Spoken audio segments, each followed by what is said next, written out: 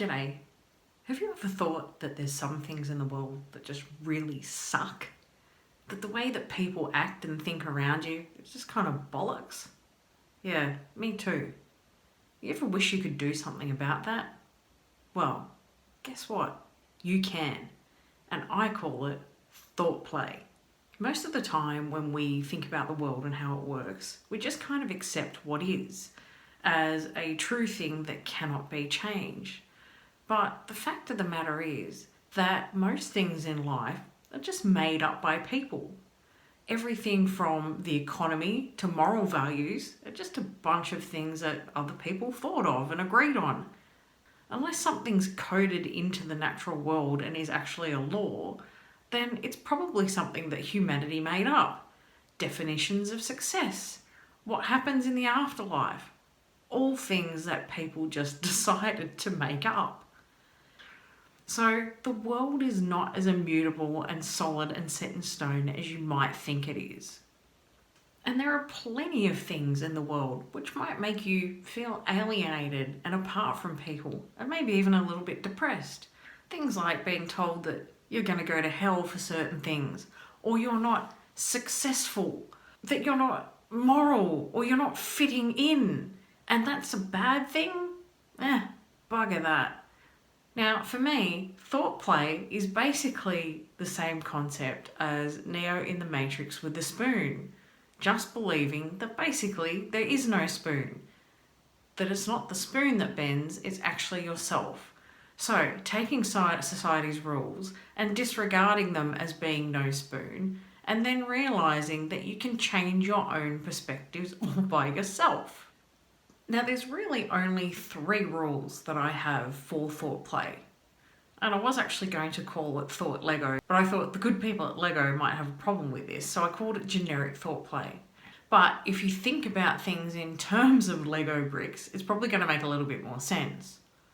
So my 3 rules for thought play are, first of all, disconnect as many associated ideas as possible. An example of that is people's actions and their motives. So just because someone performs an action out there in society doesn't necessarily mean that the motive is exactly what you thought. Now you can do that with everything from people's thoughts and actions all the way up to, if you believe in God, is God actually omnipotent? Why do those 2 things have to go hand in hand? What, just because someone told you that was true? That's all up for grabs as far as I'm concerned. Now, the next rule of thought play is reconnecting those pieces, just like Lego bricks again. So taking alternate perspectives and ideas and rearranging them in any shape that you want. Now, you can do this for a number of mechanisms. Getting alternate perspectives and doing research, using common sense and logic, or even imaginative storytelling. Example of that is taking political ideologies, and rather than just having left and right wing observations, you can take things and make independent views. Funnily enough, that's why there's independent politicians. And the third and final rule of thought play is simply to make sure that your final structure is actually sound. When you're building something out of Lego, you can't really have a very narrow base and something very chunky at the top, or else your structure's going to tip over. So make sure that whatever that thought is that you're reconstructing actually sits well with both your morals and values and logic. Because if they don't sit well with those 2 things, the entire thing's going to collapse and fall over. And that's basically it. Disconnect existing components, reconnect them in a different way, and as long as your structure is sound, it should sit better in your mind. Because the object of thought play is to rearrange those thoughts just so they sit better in your mind. Remember, you're not trying to change the world with this. You're just trying to make sure that your thoughts sit okay with you so you can get along with your life. Now, you can do this with just about anything, any old thought. And as long as it doesn't contradict known scientific rules or things that you know as common sense, then it's all up for grabs. And I'm going to give you an example today that will show you not only how you can disconnect existing ideas, but reconnect 2 ideas that are seemingly completely opposite. And for my example today, I'm going to use the moon landing conspiracy. There are a vast majority of people who believe that Apollo 11 landed on the moon and that Neil Armstrong and Buzz Aldrin actually did get out and walk on the moon. But there is still a small percentage of the population that believes the whole moon landing was faked. That the photos that were shown to the public are not real and it's some big evil conspiracy by the American government. You've probably heard the theory that they got Stanley Kubrick to shoot the whole thing in Hollywood and it never actually happened. Now, these two ideas seem to be polarly opposite and could never be met in the middle in any way, shape, or form. But I'm going to show you how it can be done by doing a bit of thought play. Now, first of all, what we want to do is disconnect the troublesome pieces. And for me, the two pieces that are troublesome and connected together is the idea that the moon landing is fake and that it's part of a government conspiracy. So, the government's trying to pull the wool over your eyes and they're doing it for some evil, nefarious reason. So we're going to take those two bits and we're going to pull them apart straight away. The second thing I'm going to do is I'm going to add a base of known logic. Now, one of the major arguments that people use when they say that the moon landing is a conspiracy is that some of the photographs and the footage looks fake. So what I'm going to do is, first of all, I'm going to take a base of common sense logic about what we already know about photography. Now, I'm old enough to remember the days of analog film taking and when you had to drop your film in at the old Kodak place and get it developed. Now, unlike today where you can just take multiple shots on your iPhone and then if you don't like them, you can delete them as you go. Back in the day, you used to have to wind your camera on, take a number of photos, and then hope to hell that they turned out. If you've ever had that experience of having film developed, you'll know that probably half the packet turned out pretty badly. And if you've been on a trip or is it someone's birthday party, maybe it was a milestone birthday, it can often be very disappointing. Half your photos turn out with someone's thumb over half the picture, someone's got their eyes closed or they're blinking or pulling a weird face, or they're just blurry and you can't tell what's in the photo.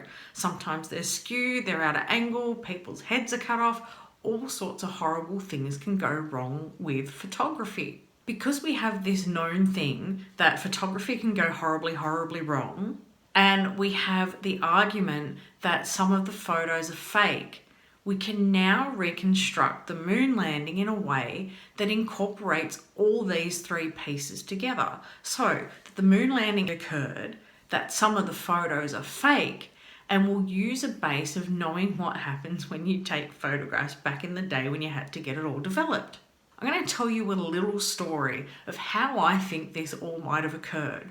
President Kennedy sends Neil and Buzz up to the moon and they get out there, they have a great time, and they've got their checklist of things that astronauts have got to do while they're on the moon. So they've got to do their sciencey stuff, they've got to collect rocks, they've got to have a play about and actually experience what it's like to be a human on the moon because no one's ever been there before. And Lord knows when they come back to Earth, there's going to be a dozen reporters in their face wanting to know what is it like to be on the moon. So they've got to fart about and have some fun.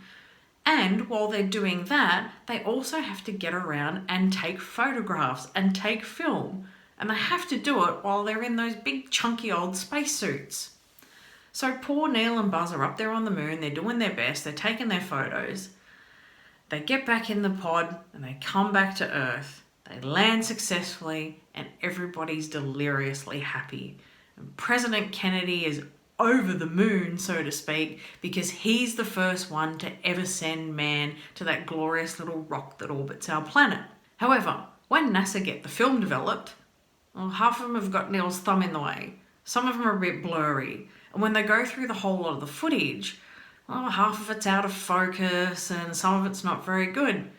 Kennedy calls in the boys and says, "Guys, what happened here with the photographs? I was hoping to give the world a really great show. I was hoping to show the world exactly what a marvellous achievement this is, but the photos are rubbish." And they say, "Well, Mr. President, it wasn't that easy. We had the big clunky gloves on and we were, trying to do stuff. We were bouncing around and, there's no atmosphere on the moon, so the light's all different. And hell, we're not trained photographers. We're astronauts." Kennedy says, fair point. Calls in his White House people and says, guys, what are we going to do about this? We spent millions of dollars sending these guys to the moon and half the footage is rubbish. And one of the guys says, Mr. President, I think we need a film expert. And Kennedy says, well, who's going to know anything about space and film? And I said, well, look, there's a young filmmaker. He's called Stanley Kubrick, and he made this amazing film. It looks like the guy's in space. And not only that, sir, his background is actually in still photography. So not only is he going to know what to do with the film, he'll know what to do with the photographs as well. Kennedy says, brilliant, bring him in. So Stanley Kubrick gets to go to the White House. So this is a good story for him too. Kubrick rocks up. Kennedy says, mate, what can you do with this footage and these photographs? Stanley looks at it and goes, geez, like you haven't got much to work with.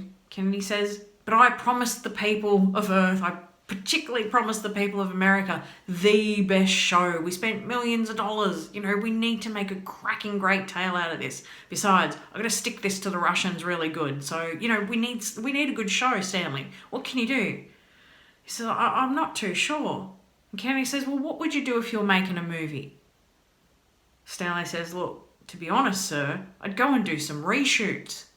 Kennedy goes, can't do that. I've blown all the NASA budget already, and I think people would notice if we sent them back to the moon another time. And Stanley sits there and he thinks about this for a moment. He says, sir, I might have an idea. We'll reenact it. Kennedy says, brilliant. That's a great idea. Kubrick says, yeah, I think we can do it. You know, I've got enough pictures here. You've got the guys that were actually there. They can tell me what it was like. What we'll do is we'll go to Hollywood, we'll set up a stage and we'll reenact it. So we'll use a combination of the real footage and the real photographs, and we'll do the reenactment stuff. And I think, you know, with the combination of that together, I can edit it into something good for you. Kennedy says, great, you're going to save us. He says, look, is anyone going to be able to tell that this stuff isn't real? And Kubrick says, oh, look, Mr. President, it's the late 60s. Everybody's got tiny little black and white TVs. No one has any idea of digital photography or techniques of spotting fake photographs. We'll be fine. Poor Stanley. So he goes off to Hollywood. He takes his astronauts and he recreates the moon landing. He gets his footage, and him and Kennedy give the Earth the greatest show that they have ever seen. That's how you could take the idea that the moon landing actually happened and marry it together with the idea of fake footage and have it not be some conspiracy. In fact, when you take that conspiracy motive out of the picture and replace it with something very simple based on the logic that we know about photography not always going to plan, you can take this and make a coherent and rather plausible tale. And not only that, but it stands up to logic, it stands up to ethics because it's a win-win situation and it's believing the best in everybody. And also, thinking about that story just makes me happy. It means the moon landing happened. It also means Kubrick got to do his reenactment and all his little hints in The Shining were correct. So everybody wins in this scenario. Now, if I was at a pub or a bar and two people were arguing over this, not only do I have a great tale that's win-win, but I've got a useful tool for bringing people together, because not only could it diffuse the paranoia and tinfoil hat mentality of a conspiracy theorist, but it might actually help people who are anti-conspiracy theory have a little bit of empathy for people who do believe those far-out ideas, you know, and maybe get them a little bit more towards an agreement. Maybe they won't be arguing anymore. They can get on with having a beer. Now, you know, whether or not you believe in conspiracy theories or you just simply think that the moon landing happened, this is still a good example of how you could take other simpler ideas, not so tinfoil hat, and rearrange them in your own mind by pulling apart things that you thought were inevitably stuck together and may not be, and reconstructing it with new ideas and new perspectives into something that's a bit more win-win. But what would I know? I'm just one person with OE sharing my ideas in order to spread some happiness. See you later.